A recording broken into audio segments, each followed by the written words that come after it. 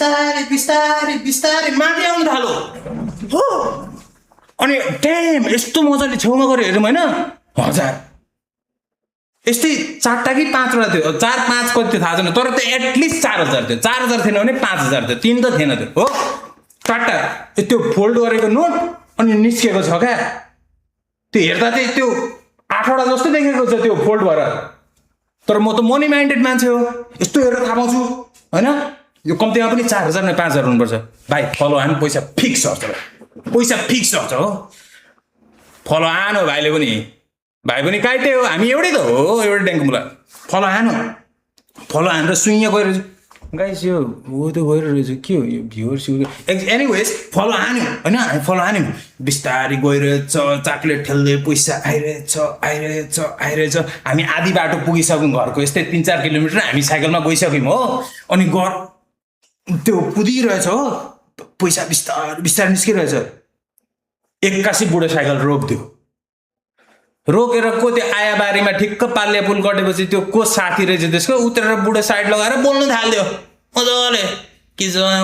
हामी पनि के गर्ने भनेर यस्तो पछाडि ठिक्क रोकेर भाइ उता हेर्नु नि चिया बगान भन्दै पुरा फोटो खिचे जस्तो हुन्छ नि हल्का टाइपको त्यस्तै हामी पनि त्यो कलम हल्यौँ होइन बुढो तर गोजीको पैसा हल्लेको छैन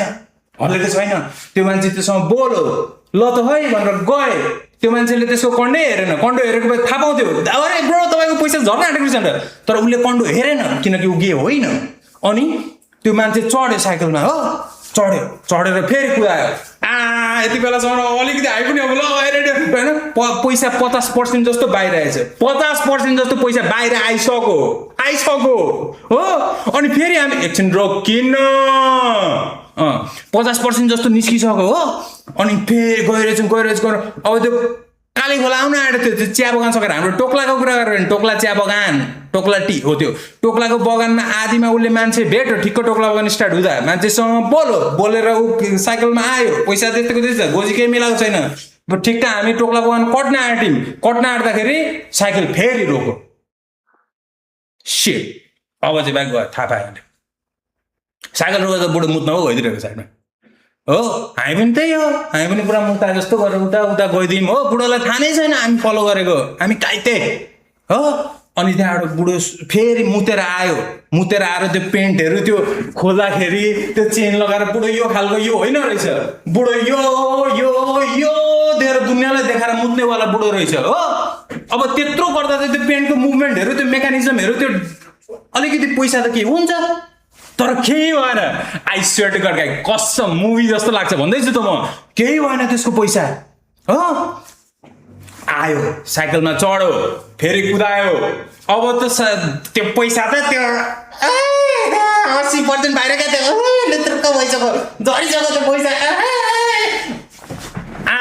अब यति बेला के हुनु पर्यो त्यसको र हाम्रो डिस्टेन्स त्यस्तै 15-20 मिटरकोमा राखिरहेछ हामीले त्यसको पैसा झर्यो त्यो जान्छ हामी उठाउँछौँ स्वाट कल्टीबाट पत्ली गल्ली हामी निस्किन्छौँ हो तर मेक स्योर गर्नु पर्यो नि त कोही छ कि छैन यस्तो पछाडि हेरेको त त्यो 2टा सुपारी बोक्ने मान्छे त साइकलमा त्यो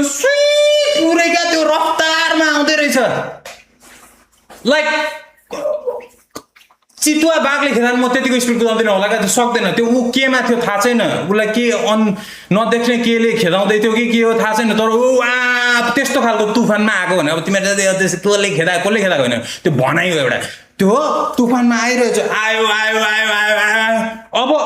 त्यो मान्छे छौँ हामी छौँ त्यो पछाडि आउँदैछ हो त्यो मान्छेहरू सुइँ पास हो मलाई त्यो अर्कोलाई पनि पास पैसा बोक्नेलाई भने पैसा झरो पाइन् तर अब पैसा झर्न आँट्छ अब त्यो मान्छे कुदाइरहेछ हामी यहाँ छौँ त्यो हाम्रो पछाडि छ तर त्यो हामीलाई ओभरटेक गरेर बिचमा आएर पैसा झर्यो भने त फेरि टेन्सन हो त्यसले पनि देख्छ जे सोचेको त्यही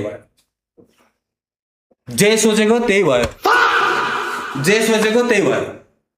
यस्तो कुदाइरहेछौँ पैसा झर्न आँट्थ्यो ठिक्क पैसा झर्न आँट्दा यो बुढोहरूले ठिक्क ओभरटेक गर्यो क्या हामीलाई पैसा फ्याट झर्यो त्यो अङ्कल गयो अब त्यो बुढोहरू हामीभन्दा ठुलो थियो त्यो बुढोहरूले देख्यो बुढोहरूले ठ्याक्क साइकल रोकेर अरे पैसा भनेर ठ्याक्क साइकल रोकेर यस्तो पछाडि के मेरो साथीले पनि हुन्छ नि सर्ट साइकल लगाएर त्यो अगाडिको चक्काले ठिक्क पैसालाई खिच्ने गरी यसरी राखिदिएको हो क्या साइकल बुझेनौ? तर हामी एकदम सानो मान्छे नि फेरि क्लास 10 मा पढ्थ्यौँ अनि 10 को लागि त एकैचोटिमा म मारिदिन्छु त्यो फुच्चेहरू त्यस्तो सानो थियो हामी अब त्यो बुढो